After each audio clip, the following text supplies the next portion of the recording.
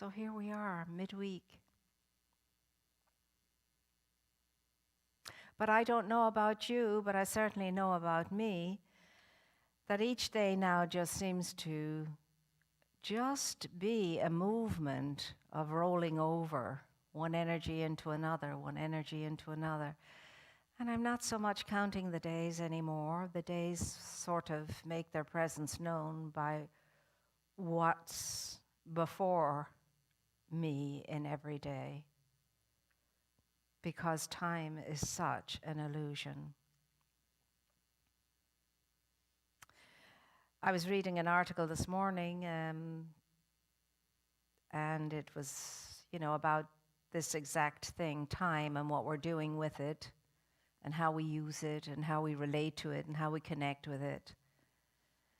And it was a monk that belonged to Thomas Merton's community, and he was in the hermitage there where Thomas Merton spent many years.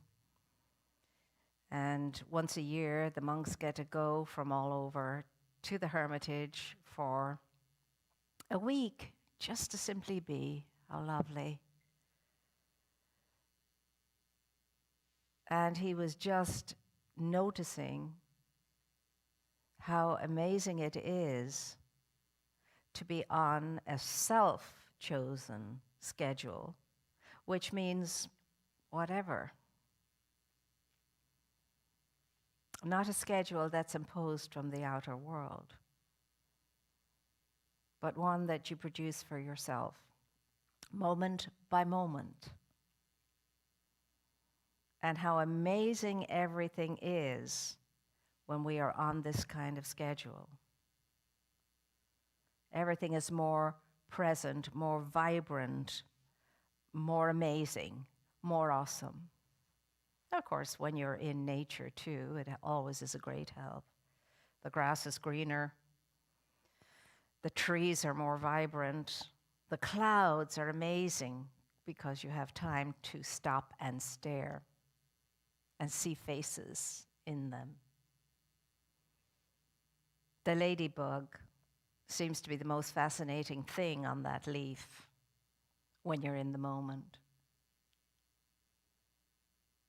And so I'd invite us now, as we move through what is declared as a very busy time, because of really, I think, all of the shopping that people think they have to do, are so accustomed to that it's an automatic thing. And whatever else. And on top of that, of course, we're living in a very interesting year, to say the very least. Living in very uncertain and unfamiliar time. And so, do we ever really fully appreciate the grace and the blessing and the gift of a new day? Do we? Or do we just take it all for granted? Day rolls into night and night rolls into day. It's same old, same old. Yes, people, how are you doing? Oh, same old, same old. And that never needs to be your answer or mine. Because no 2 days are alike, unless we make them seem so. Greatest of all gifts, a new day. Who am I going to be in it? What am I going to be in it? And I know when I look at the end of the day myself, sometimes I come up very short in what I feel could have been a day differently managed, responded to. Could have been more than I allowed it to be. What about you? And I mean, it just seems, and I was reading recently too an article of a lady who had done this tour of the moors in England, and all the places and so forth where the Bronte sisters lived, moved, and had their being, and wrote their books and so on. And the profound experience that had on her, and the Bronte sisters passed very young, and the brother too, and indeed the father outlived them all. And yet they seem to have accomplished so much, those ladies. And she was saying, well, I think the oldest one was 38 when she passed. And the lady who was out there hiking on the moors was feeling so very blessed. She says, I've lived a long and wonderful life. I'm 67. And of course, now 67 is very young, isn't it? Compared to what it was in our grandmother's time. Time.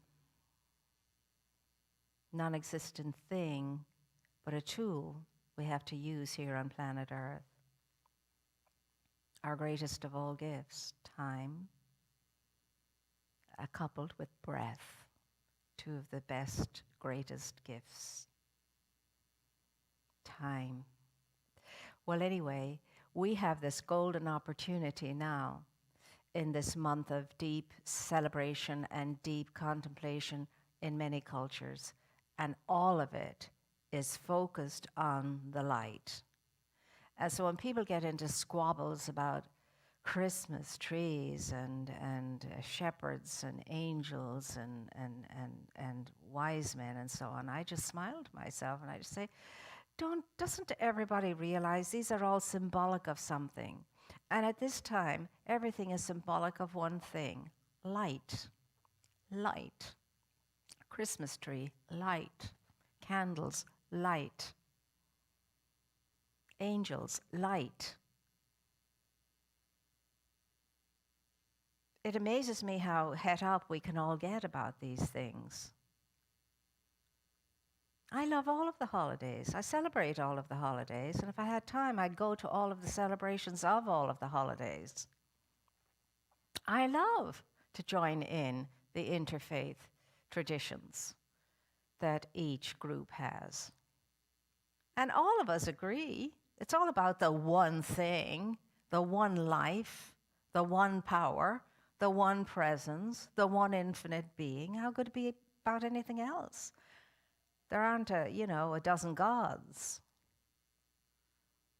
And this thing called God, anyway, is everything and anything unlike what we think it to be. So, time well spent is the best thing we could do for ourselves in any given day. But this morning, as you go through your preparations, for heaven's sakes, I would ask us all to spend a little time out in just quiet listening or quiet reading or quiet walks or quiet something, but something quiet. By that I mean unhurried, unrushed, something we're present to. Our minds are on, our hearts are in, present to.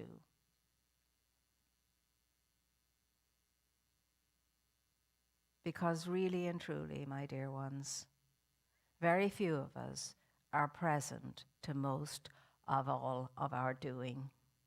It's automatic. Automatic. And very few of us give ourselves time out to go into the computer of our own minds and the software of our own hearts, where the most mystical, magical, wondrous, awesome experiences occur. I always say to us at this time, be sure and give yourself somewhere through this sojourn into the new year your own silent night. Silent night, just representing a quiet space out, a quiet time somewhere, something you're doing for yourself, being in your own company and appreciating your life, appreciating the fact that you made it into birth, appreciating the fact that there's no one else on this planet or in all of creation like you, appreciating the enormity of understanding that out of the gazillions and numberless possibilities that could have been birthed, you were chosen. You made it through all of that. Your greatest achievement, your greatest success, you'll never override it. Just to appreciate the power center that you are, the energy center that you are, just to appreciate that. And not be bothered by all the stuff and nonsense you think you are, or others told you you were. Scrap it all. Start all over. Build your own self-image with a capital S. No one but no one can tell you who you are except yourself in tune with your higher self. But just to try and intellectualize who you are, it's never going to satisfy. It's not to do with an activity of the mind. It has to do with a listening soul, a listening heart, and a quiet mind, a mind at rest. Don't miss the magic and the mystery of this season. I have noticed as I drive, there are more Christmas lights this year than usual, and I think that's lovely. There are, I imagine, some more Hanukkah lights too, because some houses have all blue, and that's the color of Hanukkah in my mind. And all we're celebrating is light, and the joy of it, the energy of it, the smile of it. What makes you smile? Ask yourself that every day. What makes you smile? And then endeavor to provide yourself with opportunities to smile. Because that is better for your body than any vitamin could be. Smiling releases those endorphins. Lifted energy is always good for your cells, the cells of your body. It's like giving them a spa. They can relax and feel refreshed and good. They can feel, oh, life is good today. She's in good form. That makes all the difference. Whereas when you're haggard and worried and fretting and fraining, it squishes the cells in our body, squishes the cells. So they have an out, they go ouch every time that happens. That's why when you and I smile, laugh, relax, our light of being, they go, ah, instead of ouch. Your psychology, my psychology, affects my biology, affects your biology. It's as simple as that. We've been told this forever. I don't know how much more we have to be told it before we get it. But it's better. Repetition, repetition, repetition, repetition, repetition, repetition, repetition is what it takes. Until it no longer is an intellectualizing activity, but it's been assimilated into our being, to the point you don't ever have to think about it or analyze it anymore. It just is, and you are what it is. Absorption, it's called. So to know something is wonderful. It's nothing compared to being it. It's better to know yourself than all the time endeavoring to be yourself. Isn't it silly when you think about that, to be yourself? You can't be who you already are. You're already yourself.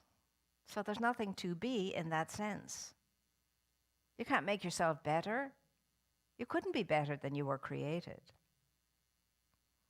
There's nothing for you that you can do to make yourself better.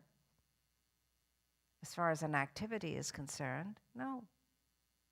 You can travel high up and low down and all around and all and about to get the answers. That will never satisfy you because you have to travel in to get those. The journey is always an inward one. It's not an outward one, it's an inward one. That's what confuses us. All those pilgrimages the pilgrims ever made, not knowing that the best and greatest pilgrimage was the one into oneself.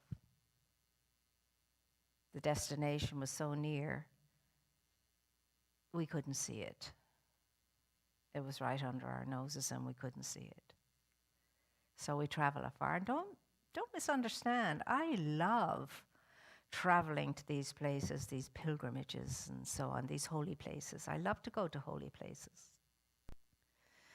And what does that mean? It means that for a long, long, long, long time, many people have come to certain places we call vortices of energy. And people have been one with the spot for so long. All of the hopes and the joys and the prayers and so on, the energy lingers. So you can always sense a vortex of energy. And bear in mind, you're a vortex of energy, as am I. We all are. Oh, yes. Some people walk into a room and we go, oh, this is a nice place. Some people walk into a room and you go, oh, it's chilly all of a sudden. Energy is felt. Energy connects. Energy affects. You see. What's your energy doing today? I had to ask myself that today. In fact, I was just asking myself that before I came in here. Where's my energy today? What is it doing? What is its reach and what is it reaching? What is it expressing? It's a conundrum, this thing called life on three-dimensional planet Earth. They don't say it's a mystery for no small thing. It's a mystery. That's why when we all tell each other what we all should be doing and we all tell each other who we are, I just laugh now at myself and everybody else. Can hardly do that for myself or less anybody else. But we can listen very carefully and then mirror back to the person whatever the response would be as a result of presence and listening. And it's, the best conversations I've ever had with people were not conversations at all. They were monologues. You listen very carefully to somebody, and after the end of it, they say, oh my gosh, that's the best conversation I've had in a long time. And really, it was all talk from the other person, apart from, yeah. And so the other person could go, well, that's the best humming and hawing I've had for a long time. Life is as simple as it is difficult. But we choose the difficulty. We think it's complex. We think it's impossible to understand anything. Well, really, the one impossible thing is to understand ourselves more than anything else.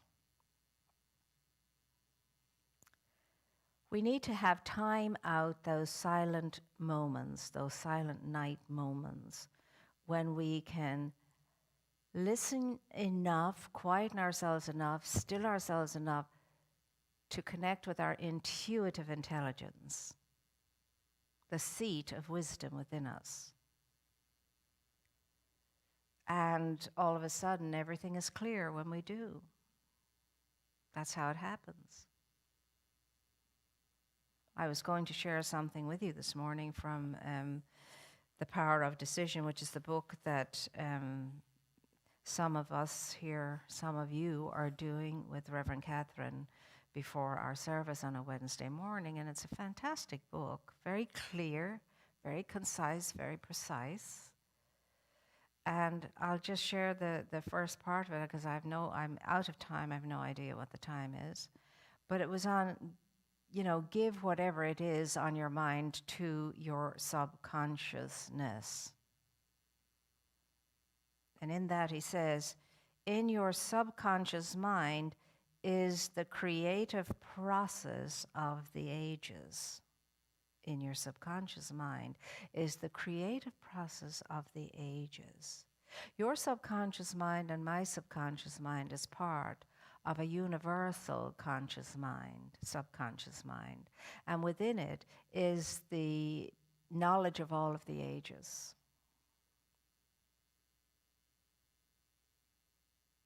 It's powerful. And he says every successful person has used this, the ability to work with the subconsciousness.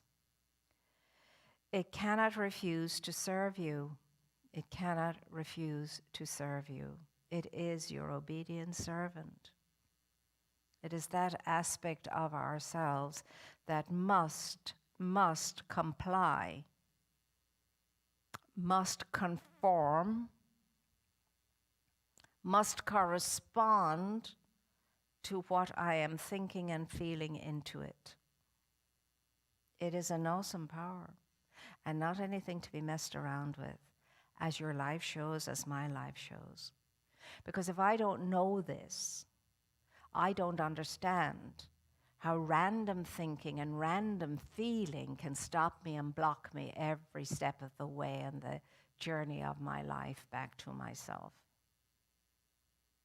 But there is that listener within us that hears our feelings, hears our thoughts, and corresponds to them, responds to them by corresponding to them, conforming to them, supplying you with the opportunity to experience a real experience of what you are thinking and what you are feeling constantly and continuously. Not some stray thought. It has to be what we call in psychology a parent thought, something that offshoots other things. And if it's a thought that I keep thinking and thinking and thinking and feeling about and feeling about and feeling about, oh boy, am I creating an experience of that combination showing up in my life. So if I'm all the time thinking worry, worry, worry, and anxiety and anxiety and anxiety, and feeling anxious and feeling worried, the universe is listening through this universal subconscious mind. It's the creative power of mind. And it's saying, okay, she wants worry and anxiety, so we will be happy to give it to her. And so an experience happens in your life where your anxiety and your worry comes into being. As good old Job said, that which I fear the most has come upon me. How many times could you say that, or I say that? You hear people say, oh, I knew that was going to happen. I could have told you that was going to happen. I knew that was going to happen. Well, you knew it, and it did. That's how powerful your mind is. Your knowing is. So just watch that. Maybe today, that's something all of us could do.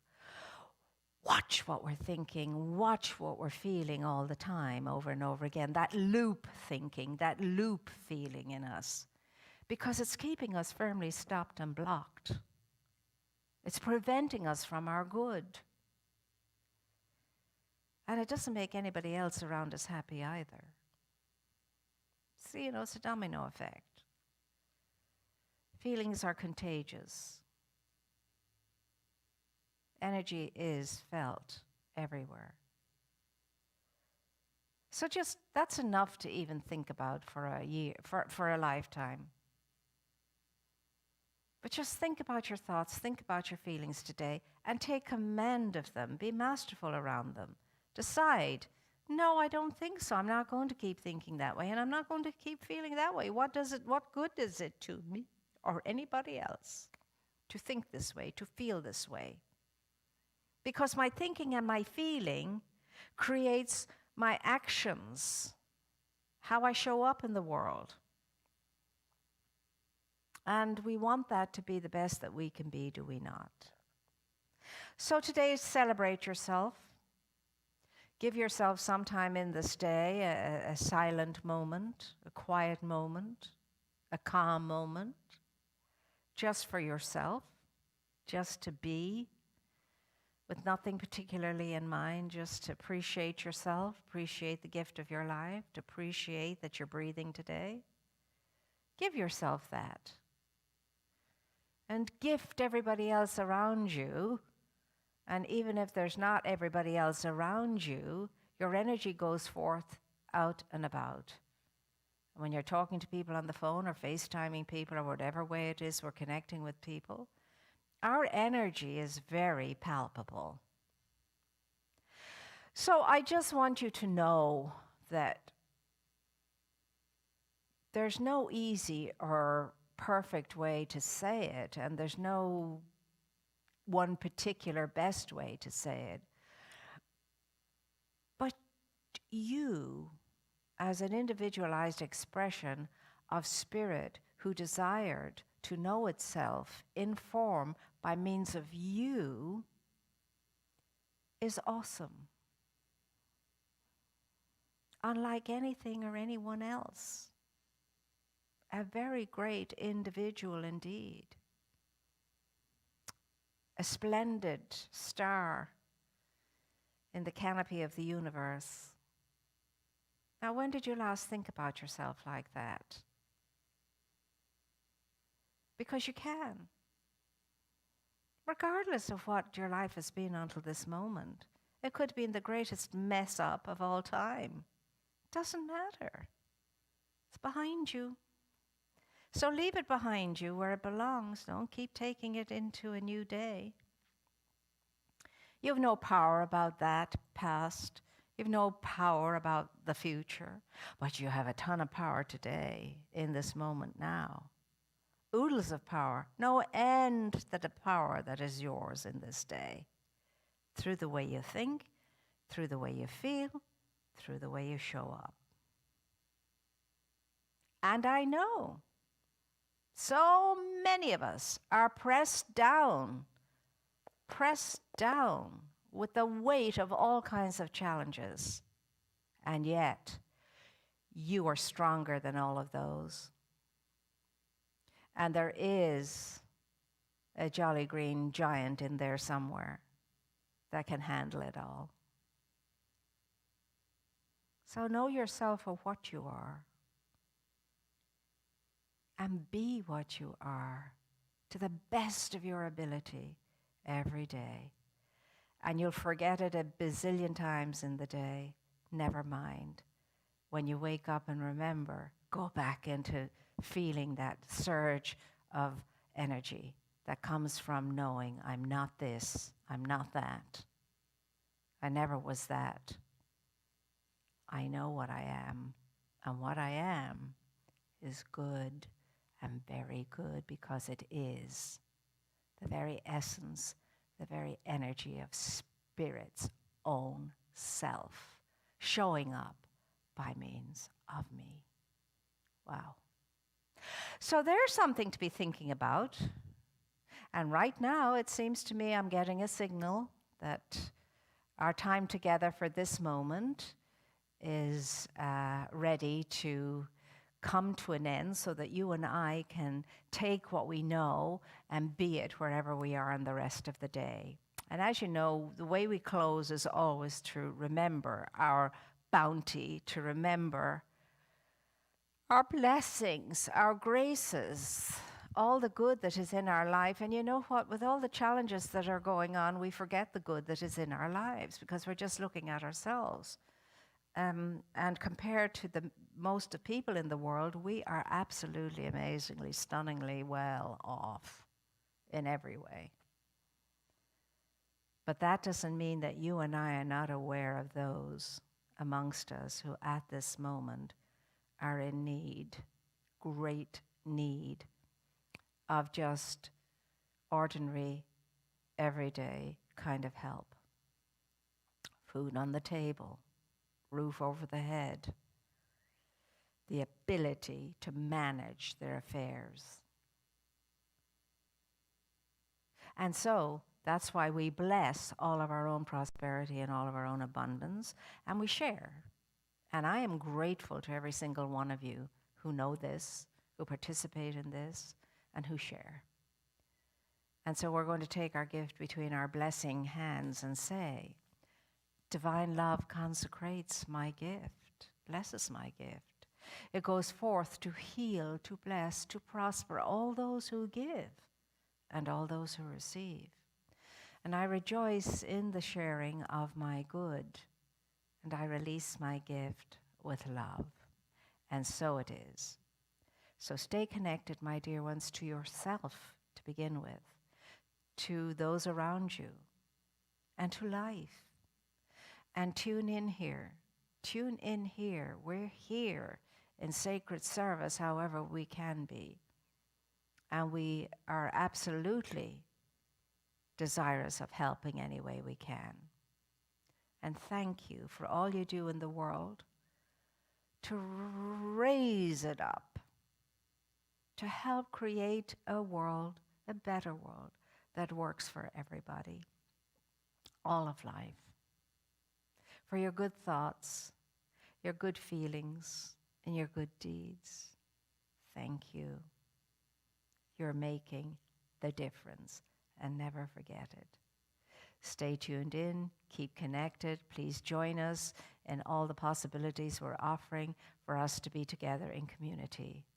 And just know that you have the power to make this day great and to touch lives in this day in a beautiful way. So, until we come together again, know that you're loved, know that you're cherished, know that we're here for you. And as the children say goodbye, so do we here now. Mwah, mwah, mwah. Have a great, good day.